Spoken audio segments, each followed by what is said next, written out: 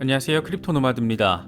확실히 새해 느낌이 많이 나는 것 같습니다. 시장이 막 불타오르는 장세는 분명 아니지만 뭔가 새로운 것에 대한 열망 내지는 변화의 포인트들이 곳곳에서 감지되고 있기 때문입니다. 올해는 상저하고 양상을 보일 것이다. 그러니까 지금보다 더 빠질 가능성이 있다라는 관측이 우세한 뉴욕 증시의 경우에는 보기 좋게 새해 첫 거래일부터 3대 지수 모두 하락 마감했습니다. 시장을 이렇게 어렵게 만든 것은 시총 1위 애플과 더불어서 전기차의 대장주 테슬라였는데 애플은 내리꽂다 결국에는 또다시 52주 신저점을 기록했습니다. 증시가 흔들린 것에 비해서 그래도 비트코인은 20일 지수 이동 평균인 16,700달러 부근에 자리하고 있다라는 것, 상대적으로 다행이라면 다행인 지점입니다. 가격이 너무 빠져 있다 보니까 바라보고 있으면 그래도 한숨이 나오는 것은 또 어쩔 수 없는 상황이기도 한데 비트코인 강세론자들은 지금의 상황을 어떻게 바라보고 있는지도 짚어보겠습니다. 그리고 14년 전 1월 3일은 사토시 나카모토가 비트코인의 첫 번째 블록 제네시스 블록을 생성한 그런 날이기도 합니다. 벌써 14번째 생일을 맞이한 겁니다. 새해가 시작되면서 미국도 새로운 의회 회기가 시작됐습니다. 지난해 11월 중간선거를 거친 미국 의회가 현지 시간으로 1월 3일을 시작해 118대 의회를 출범했습니다. 딱 이날에 맞춰서 리플 CEO 브래드 갈링하우스가 규제 명확성과 관련해서 꽤 긴 입장을 밝혔습니다. 리플 소송 약식 재판 결과가 코앞으로 다가온 상황에서 올해 규제 명확성과 관련한 돌파구를 바라볼 수 있을 거라는 점을 조심스럽게 낙관한다. 이런 내용이 핵심입니다. 긴 글을 통해서 여러 의미 포인트들이 담겨 있는데 이런 걸 보면 갈링하우스도 약식재판 패소 이후에 미국을 떠나는 것보다는 미국 기업으로 잘 살아남고 싶다라는 의지가 존재한다라는 점, 가지고 있다라는 점도 새삼 느낄 수 있는 것 같습니다. 이번 미국의 118번째 의회는 지난 117대 의회처럼 어리바리 치면서 제발 118번째 의회가 되지 않으면 정말 좋겠습니다. 지난해부터 내내 러시아의 움직임은 우리에게 여러 가지 시사점을 안기고 있습니다. 우크라이나 침공 이후에 스위프트에서 쫓겨나고 그러고 나서 비트코인 합법화, 국제결제 지원 이런 스탠스를 강화하면서 우리를 꽤나 많이 자주 놀라게 만들었는데 드디어 입법, 성문화 작업까지 속도감 있게 진행하고 있는 모습을 강하게 보여주고 있습니다.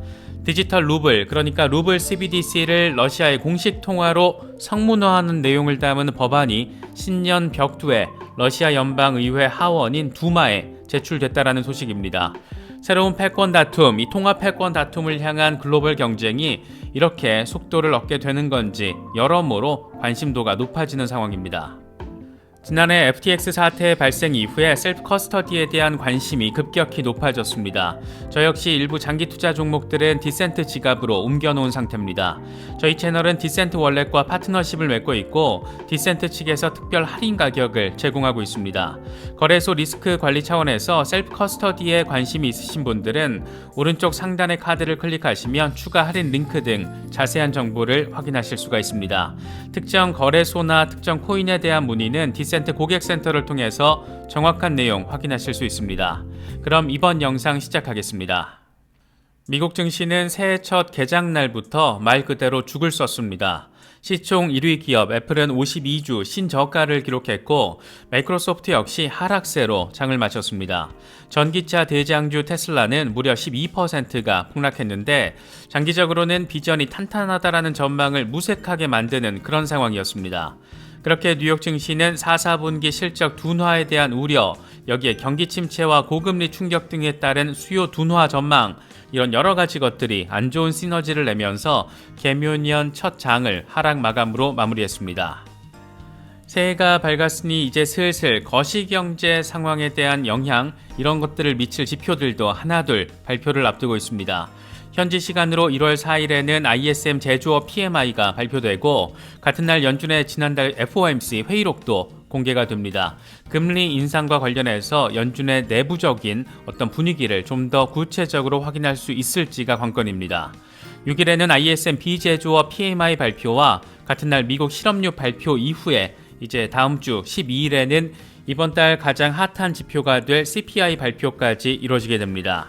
그러고 나서 한국 시간으로 2월 2일 새벽 4시에 미국의 금리 인상 여부에 대한 결정이 발표가 되는데 시장에서는 현재 12월에 0.5%포인트 인상에 이어서 2월에는 0.25%포인트 인상을 예상하고 있는 비중이 상당히 높습니다.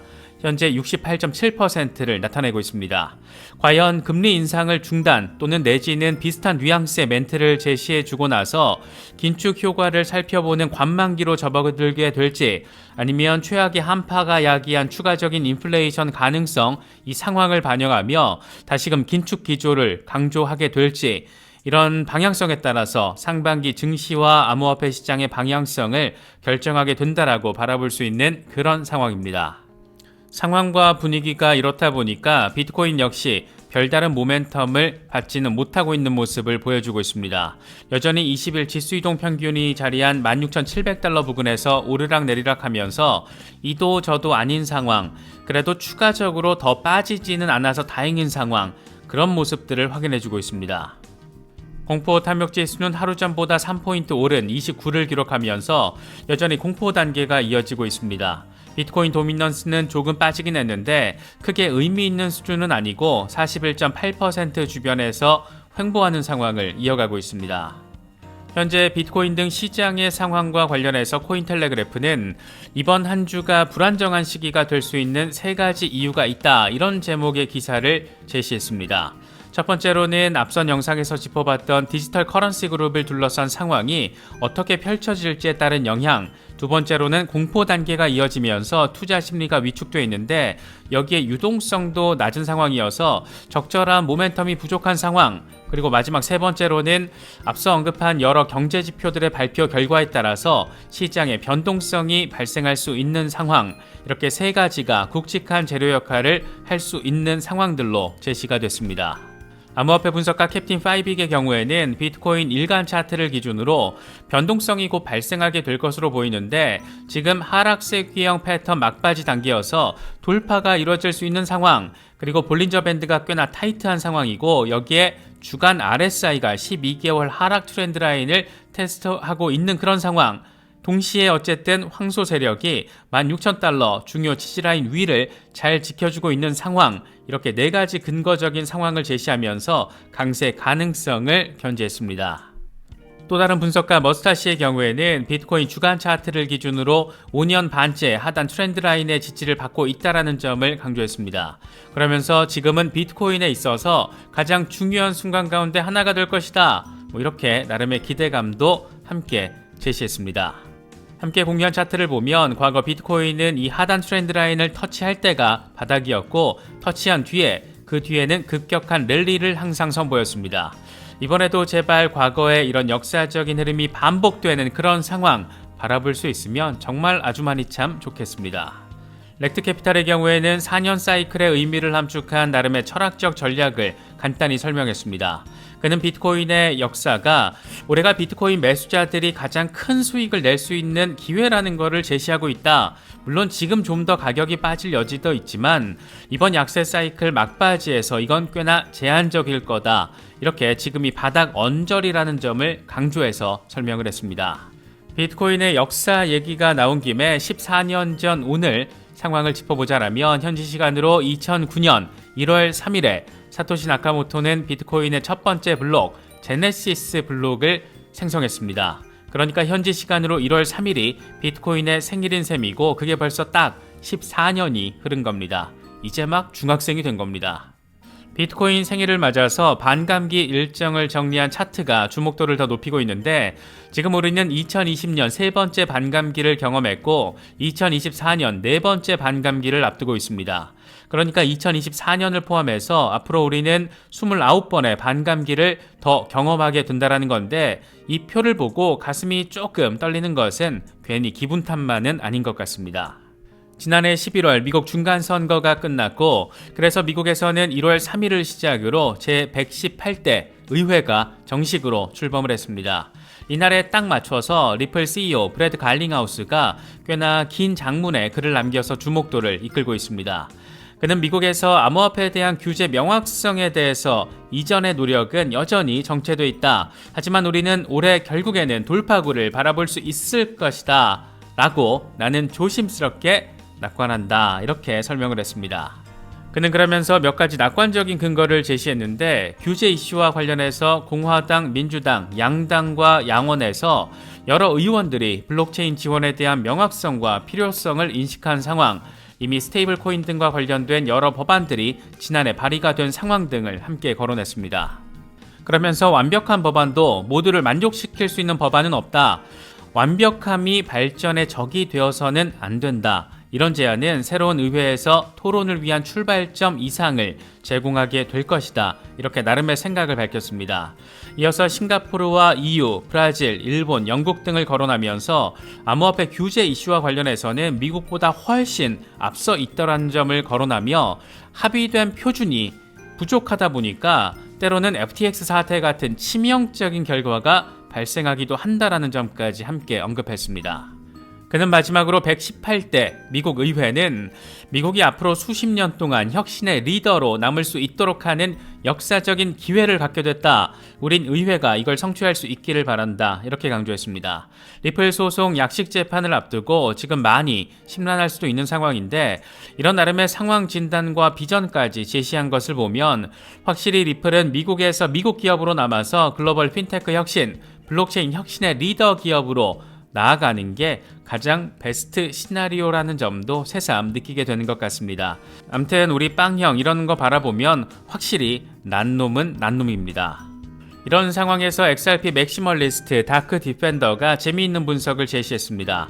그는 XRP 주간 차트를 기준으로 XRP가 0.33달러 위에서 지지받아주는 게 중요하고 여기가 빠지면 조금 위험 신호라고도 볼 수 있다. 만약 근데 여기서 반등한다라면 1월 18일 전까지 0.44달러까지 랠리가 가능할 것으로 본다. 그리고 두 번째로 중요한 시점은 3월 31일인데 여기서 반등해 줄 경우에는 세 번째 그랜드 웨이브가 1.66달러를 목표로 나아갈 수 있다. 이렇게 분석을 제시했습니다. 기술적으로 나름 날짜까지 콕 집었는데 과연 어떤 흐름을 보여줄지 주목되는 부분입니다.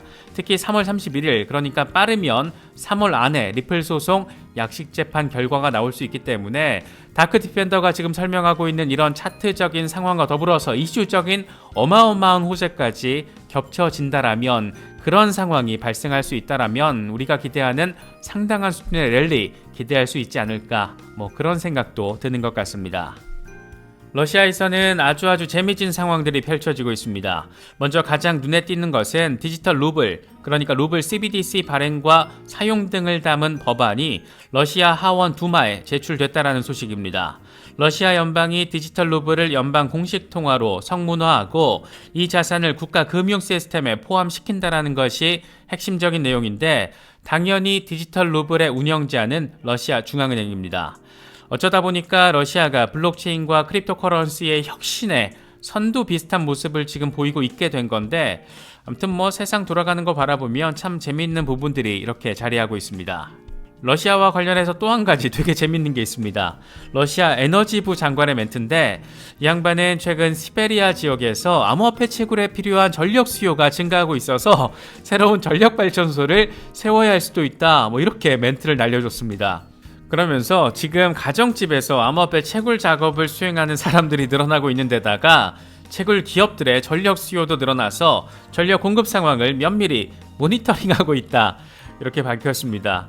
이거 참 바라보면서 웃음이 나기도 하고 참 대박이구나야 싶은 생각도 들었는데 1, 2년 전 같았으면 전력 수요를 낮추겠다라며 전력 안정성을 갖춰야 한다라며 당장 규제하고 때려잡고 채굴 금지에 채굴자 벌금 이런 상황이었을 텐데 진짜 불과 1, 2년 만에 국가가 가정집에서 채굴하는 걸 돕기 위해서 전력 발전소를 추가로 세워서 암호화폐 채굴을 지원하겠다. 이렇게 에너지부 장관이 밝히고 있는 상황. 이 러시아에 대한 호불호를 떠나서 시대의 방향성을 보여주는 꽤 재미있는 케이스가 아닐까 생각되기도 합니다. 저희 채널은 매주 월수금 주 3일 저녁 8시 반에 라이브 방송을 진행하고 있습니다. 이슈 상황에 대해서 좀 더 깊이 있는 내용을 서로 나누고 질문점 등에 대해서 의견을 나누는 자리입니다. 라이브 방송은 멤버십 컨텐츠로 기획됐고 파일럿 기간을 마친 뒤에는 멤버십 전용 컨텐츠로 모두 전환될 예정입니다. 지금 바라보기에는 빠르면 2월부터 멤버십 전용으로 전환되지 않을까 생각됩니다. 함께 공부하고 의견을 나누면서 좀 더 멀리 보고 시장을 함께 배워나갈 분들의 많은 관심 또 참여 부탁드리겠습니다. 등급별 차이에 대해서 질문 주시는 경우가 있는데 학생 등급은 가급적 학생분들만 가입해 주시면 저희 팀에게 실질적인 도움이 될 수 있고 추후 멤버십 레벨에 따라서 라이브 참여 횟수에도 차등을 둘 계획이라는 점도 함께 말씀드리겠습니다. 멤버십 가입 링크는 댓글 상단에 고정시켜 두겠습니다. 많은 관심 부탁드리겠습니다. 이번에 준비한 영상은 여기까지입니다. 시청해 주셔서 감사합니다. 지금까지 크립토 노마디였습니다.